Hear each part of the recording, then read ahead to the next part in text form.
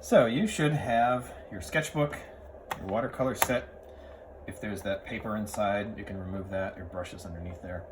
A cup of water and a paper towel. That's what you're gonna need. Keep your cup, if you have space above your sketchbook, that's probably the easiest.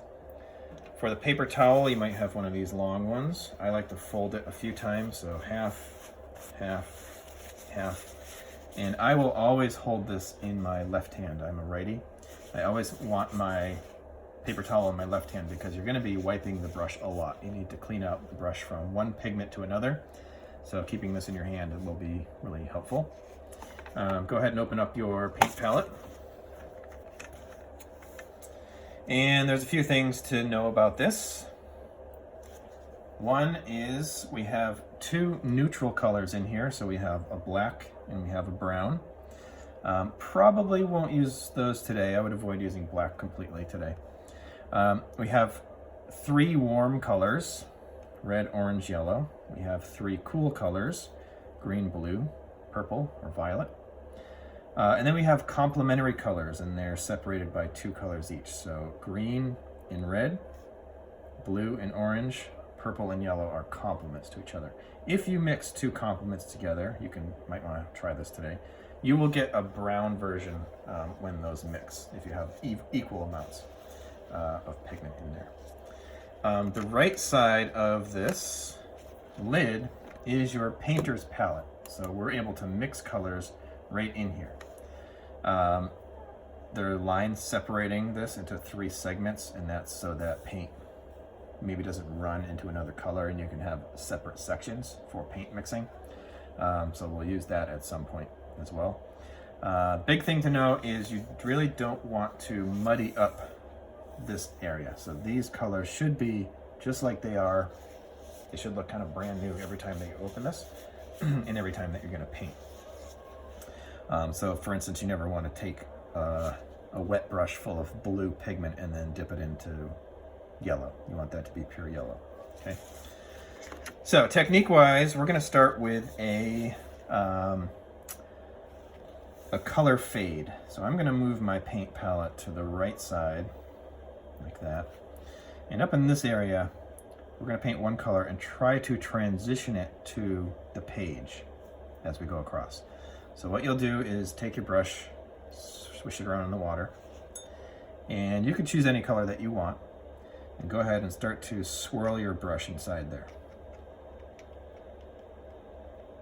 So you want to pick up the pigment into the bristles. You should be able to start seeing it pick up. If you need to grab some more water and do this again, go ahead. And here's what you're going to do. You're going to start with a little square, the top left corner of your sketchbook. And then I'm going to increasingly grab more water and kind of let the paint run out of my bristles. And I'm trying to transition this to the right. So again, I'm going to get more water, less paint. Grab that color. This next time it's probably mostly water. And then one last time, water. And if you use your paper towel and dab the right side, you'll probably get a little bit more of an even transition of tone going across there. So go ahead and do that. And then I'm just going to clean up my brush, swish it around in water, and wipe it on the paper towel. Let me know how you did. Did you get a pretty even color transition? Anybody successful with this?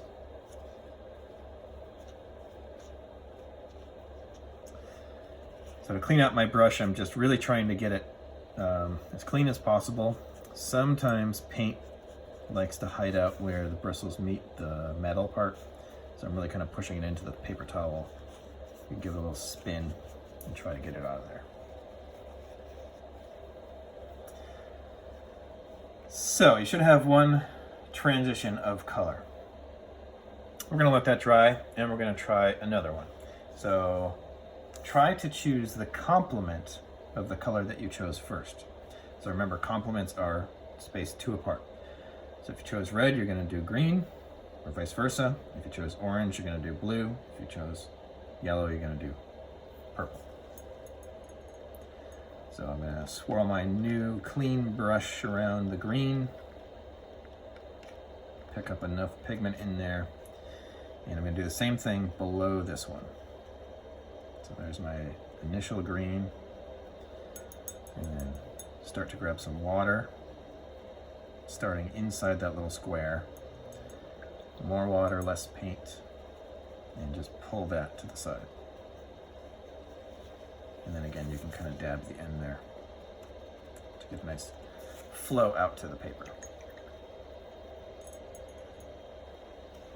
Anybody successful so far? Let me know.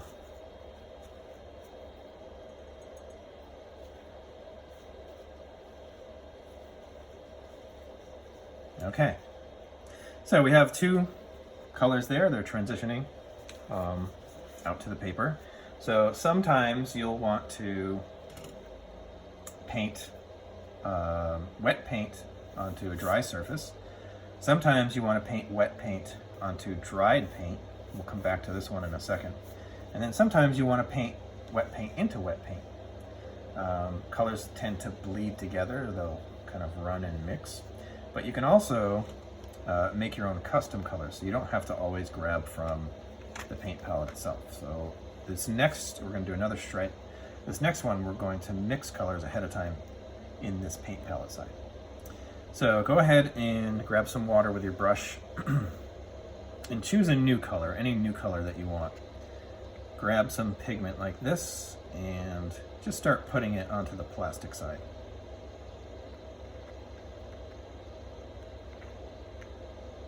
If you need to get a little bit more water, you can.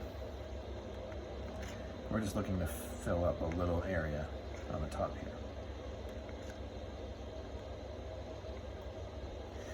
So remember, don't ever put this into another color while you still have pigment in there. You need to clean it out first.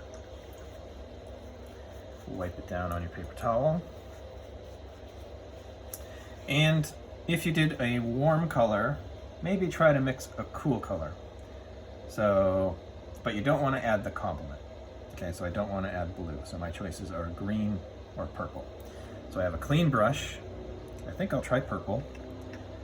I'm going to pick up some of the pigment and I'm going to put it below that orange that I took out. Okay, I don't want to mix it yet. I just want to get the color onto the plastic surface. And then I can start to bring these colors together and see what I get. A lot of artists will create color swatches ahead of time, and they can fill up a whole page with color mixtures so they can use that for reference later on. If they need to know what two colors look like ahead of time, then they can kind of plan that and see what it looks like, and then they can make that color immediately. So I'm just going to add a little bit more water to this new color that I made, and I'm going to do the same thing over on this side. Start with my little square, and then grab water and start pulling that to the right.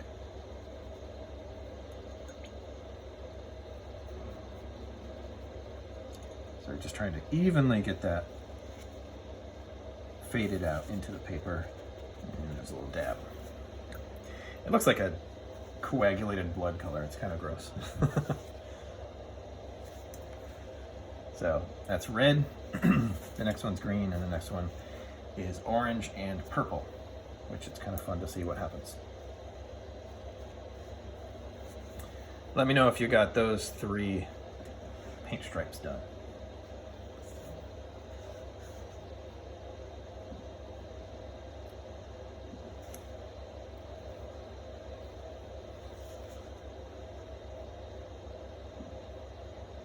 Awesome.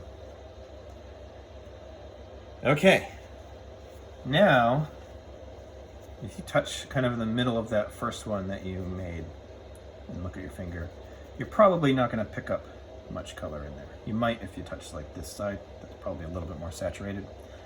So since that's mostly dry, let's layer a color over that. And this can be a color of your choice. If you want to go lighter and try like a yellow over it, see what happens. Feel free. If you want to go darker, a blue or a purple. So make sure your brush is nice and clean. Go ahead and wipe it on a paper towel, make sure all that color is pulled out. Again, it tends to hide where the bristles meet the metal. Grab some water. I think I'm gonna try a blue for this. So I know that red and blue make purple, which is already right there. It's probably not going to look like that, but I'm gonna see what happens. So I'm gonna take some blue and I'm gonna paint right on top of this red that I already put down. So immediately I know that this is going to be overpowering with blue because it's such a dark and saturated color. That red's gonna get a little bit hidden.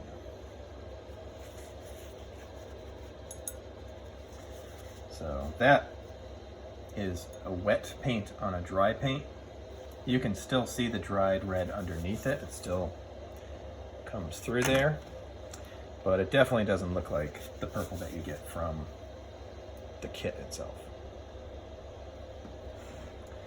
If I wanted to make a color swatch ahead of time of mixing some red and purple together and make a swatch here and paint it, then I could know what these two exact colors look like mixed versus that purple. So hopefully you have another color transition on top of that first one that we did. You might have gotten a surprise with that. The next thing we're going to do is try to work wet paint into wet paint, and we're going to mix them down here. So we're specifically going to use yellow, orange, and red in that order. Okay, so make sure you have a nice clean brush. This water, by the way, is looking pretty gross. Yours is probably discolored. At some point, especially if you're using lighter colors, rinsing this out and getting new water is kind of important so it doesn't alter the color that you're using. But I'm just gonna go with it. So I'm gonna get some water, swirl this around in my yellow, and I'm gonna make kind of like a sphere almost. So I'm gonna start in this corner, just put down some yellow. Now you have to work kind of fast because watercolor tends to dry really fast. So I'm going to clean off my brush, grab some orange, and really try to get a transition before this dries. So put that orange down, clean off my brush, and try to mix those two colors together with just water. See if I can get a transition there. That looks pretty good. And clean off my brush, and then I'm going to grab red, and again try to get a transition from orange to red. Doesn't have to be a perfect circle, we're just kind of getting that shape.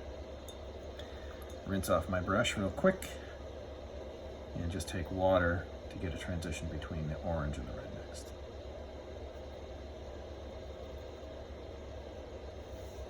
If yours is looking very soupy, or if it's starting to drip or something, then you have too much water and not enough pigment. These shouldn't be like overflowing with water coming out of there or leaking or anything. So controlling it is part of the challenge. My table's at a slight angle, so I'm getting a little bit of dripping going on here. I'm totally fine with that for today. You could always try to lift it off. So color lifting is a technique where you would take a clean part of your paper towel and you just kind of like press it into a surface. So sometimes you can get some texture in there if you're trying to achieve that. You know, if you fold and get some of the edges on the paper towel, kind of go around the edge, you might be able to lift some color out. So that's one more technique. And the last one that I have for you is called dry brush. So dry brush is kind of strange because we're using watercolors. I'm going to use blue, and I'm going to squeeze all of the watery paint out of my brush so that the bristles are as dry as I can get them. I know that there's some water in the blue already, so if you used blue, go ahead and use that. And then I'm going to first wipe this away on my paper towel, And then I'm going to take this and just skim it across the surface of the bottom of the sphere. So a dry brush technique you could put over colors that you've painted already, and this adds texture to your painting. So if you wanted like a rusty surface or maybe bushes or trees, this would be a good way to achieve that. Or just kind of almost like scraping it across the surface. Something like that.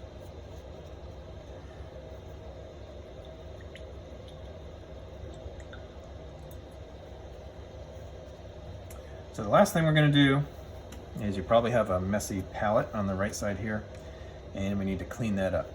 So I'm going to get some water, kind of reactivate those colors real quick. Fold my paper towel, hopefully you have a little bit of a clean side left, and just swipe it. 1 or 2 swipes with the paper towel cleans that up, and it's ready to go for next time. Since it's plastic, it's really easy to do that. Make sure your brush is cleaned out of all your paint. Kind of squeeze that out. That's going to live in that little tray area. And that's the techniques. That's some basic stuff. If we had more time, we could do some more fun stuff with this, or try to paint a scene of something. There's a technique of using salt. So if you have a salt shaker and you have a wet area and you sprinkle that on top, the salt will collect all of the pigment, and then once that's dried, if you brush away the salt, you'll have little speckly white spots in there. That could be kind of a fun thing to try out. So I encourage you to practice, paint as much as you want on your own time.